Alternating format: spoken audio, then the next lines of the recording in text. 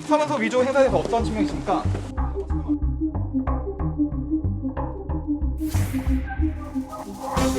이 사건의 은폐의 배후에 윤석열 지검장이 있다라고 저는 정말 모르는 일이고 본인 문제예요. 이게 장모 문제가 아니라.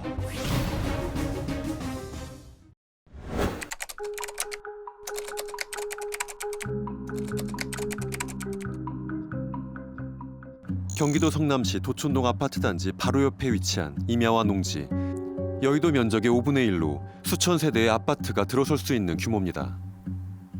윤 후보의 장모는 이 땅에 3억 원을 투자해 50억 원이라는 막대한 차익을 올린 것으로 파악됩니다. 이 일대가 가였네. 이 일대가 가다야. 아, 난 몰라. 대표 입에서 뿌리니까요. 잘 안 돼요, 이게. 이건 작업자들이 이건 저기 놀이를 하는 거야. 자기네끼리. 프로예요. 전문가예요. 그건. 이런 그 부동산 업자는 아무것도 아니고 그 사람은 부동산 업자 위에 있는 사람이에요. 매입가가 40억 원이었지만 장모가 직접 투자한 금액은 3억 원이었습니다. 그렇다면 나머지 투자 금액은 대체 어떻게 마련한 것일까? 계약을 했는데 잔금을 못 치렀잖아. 못 치르니까 신한저축에서 돈을 들여가지고 여기를 이렇게 어떻게 막 개발 계획서 놓고 또 분할도 했지 그걸. 분할하고 사업 계획하고 이렇게 해서 감정가를 높였어. 감정가를 높여가지고 48억을 대출을 받아. 잔금이 마련되는 동안 계약 기간을 연장하고 추가 자금을 마련하기 위해 이 허위 잔고 증명서로 자신의 재력을 증명해야 했습니다. 서류를 위조해 은행에 약 348억 원가량의 잔고가 있는 것처럼 꾸몄습니다. 잔고 증명서는 회계감사 또는 금융신용도를 증명할 때 활용하는 서류. 위조의 목적이 있을 거 아니에요. 뭐 위조해갖고 와 정말 잘 만들었다. 아우 만족해? 하고 책상에다 넣어놓으려고 만들었겠어요? 내가 돈이 충분히 있으니 잔액이 있으니 투자를 해라. 믿고 투자해라. 믿고 돈 빌려달라. 라고 하는 걸로 사실은 사람을 속이기 위한 도구로 만든 거잖아요. 지난 2016년 최 씨는 본인이 잔고 증명서 위조를 지시했다 인정했고 실제 위조 작업을 실행했던 인물로 김모 씨를 언급했습니다. 장모 최 씨와 함께 징역 6개월을 구형받은 김모 씨. 잔고 증명서 위조는 과연 어떠한 금융범죄일까? 은행에서는 잔고증명을 발급을 받으시면 그날은 입출금이 다 안 되세요. 그 정도로 중요한 문서거든요. 거기에 1원만 틀려져도 은행에서 책임을 져야 되거든요. 그럼 그걸 믿고 거래가 성사가 됐다고 하면은 나중에 이게 돈이 사실 없잖아요. 1억이 비는 거잖아요. 그 부분에 대해서 거래했던 기업에서는 은행을 상대로 소송을 넣을 수도 있는 부분이에요.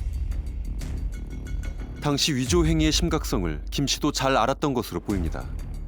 금융기관 종사자로서 목숨을 내놓고 하는 일임에도 어떤 처벌을 받을 것인지 잘 알고 있었음에도 위험을 감수한 이유. 장모 최 씨의 수익을 나눠 가질 것이라는 기대 때문이었다고 그는 증언했습니다.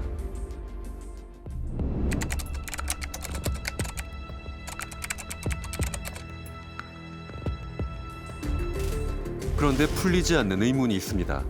해당 은행에 이해할 수 없는 침묵 때문입니다. 신한저축은행은 위조 과정에 개입한 바가 없다는 입장만 밝혔을 뿐 위조범 김 씨와 장모 최 씨에게 지금까지 어떠한 법적 조치도 취하지 않고 있습니다. 그리고 위조범 김 씨와 이해하기 힘든 관계를 지속해갑니다. 지난해까지 김 씨가 근무했던 기업의 공시자료에 따르면 신한저축은행은 위조 사건 이후에도 그를 계열사 부사장 자리에 앉혔습니다.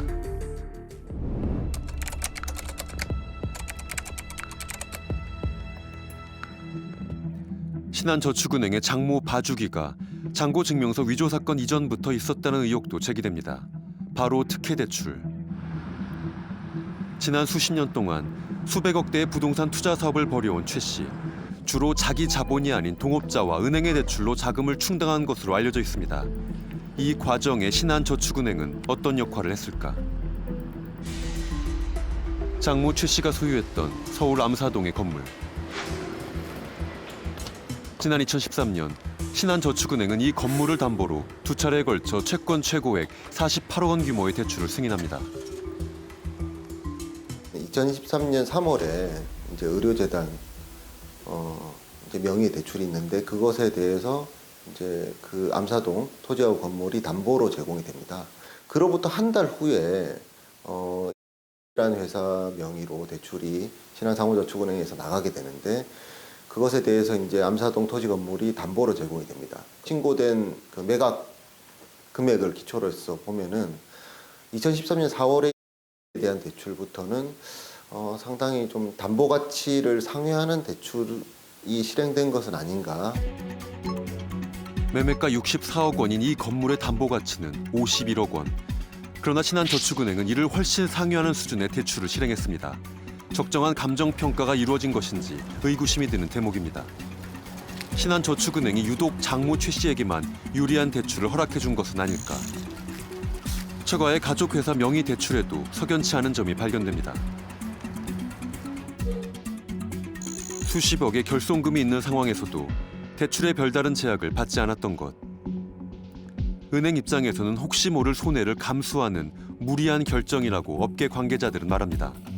결손이 났는데도 대출 받는데 크게 문제없이 진행을 했단 말이죠. 그 저축은행이나 새마을금고에서도 평가를 할 때 보통 저희가 3년치 재무제표를 놓고 봐요. 그래서 결손이 있다거나 뭐 자본 잠식이 있다거나 이렇게 있으면 좀 마이너스 요인인데 그거를 덮고갈 정도의 뭔가가 있었다라고는 생각은 해요. 네, 그래서 저는 국회나 이렇게 정치하시는 분들이 있나? 아니면은 금융 쪽에 조금 높게 계시는 분들이 있나? 약간 그 느낌이 있긴 있어요.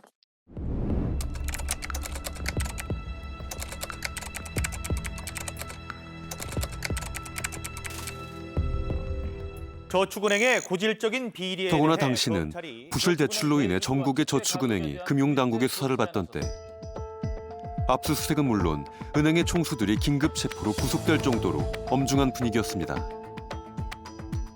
그리고 윤석열 후보는 당시 저축은행 수사 전면에 있었던 대검 중수부 검사였습니다. 신한저축은행이 수백억 원대의 불법 대출을 해준 정황이 신한저축은행의 대주주 박순석 회장. 금감원이 그를 검찰에 고발할 당시 윤석열 검사는 저축은행 합동수사단 소속이었습니다. 박순석 회장의 혐의는 대주주로서 은행을 통해 불법적으로 197억 원의 대출을 받은 것. 그런데 당시 기록을 찾아보니 금감원의 조사 결과와는 달리 검찰은 박 회장에 대해 무혐의 결정을 내립니다. 이것이 봐주기 수사가 아니었냐는 의혹이 7년이 넘은 지금 다시 제기되고 있습니다.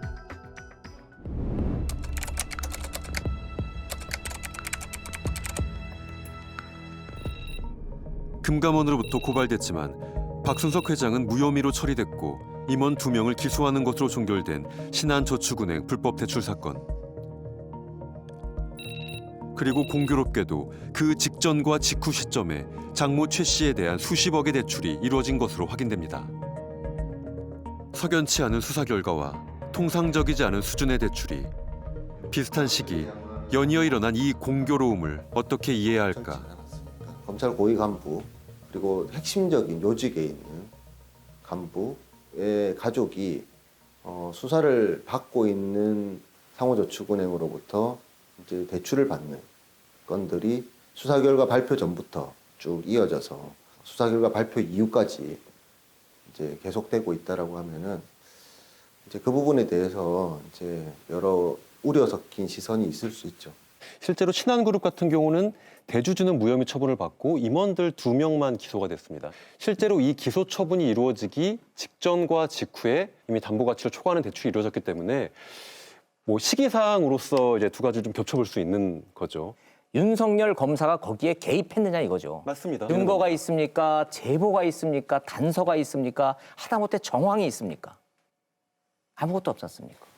단서도 정황도 없는 소설에 불과한 걸 가지고도 저희는 이런 공격을 받는다라고 하소연을 드리는 겁니다. 예. 계속 동일한 패턴의 사건이 반복이 되면은 이게 의혹이 갈 수밖에 없는 거예요. 예를 들면 아까 전에 도이치모터스 주가 조작 사건, 경찰이 내사하다가 내사 종결. 그리고 지금 이 장고증명 위조 사건도 비슷한 패턴이고요. 또 그 장모 최 씨의 요양급여 부정 편취도 있어요. 그것도 경찰이 내사를 했다가 재수사를 통해서 징역형에 나왔습니다. 그러니까 일반적이지 않은 거예요. 왜 윤석열 후보만 이 윤석열 검사에게만 이런 일이 계속 반복이 되느냐? 그러니까 그게 단순히 검사라는 이유만으로 예. 사위가 윤석열이라는 이유만으로 이 사건이 6년 걸리는데 이상하다. 이게 명제가 성립이 됩니까? 그러니까 국민 여러분들께서 자꾸 이제 호소를 저희가 하게 되는데 검사 윤석열이 가족 문제에 개입했다라는 증거나 단서나 제보나 그 어떠한 정황이라도 있으면 저희한테 제보해 주십시오. 그럼 저희라도 그럼 확인하겠습니다.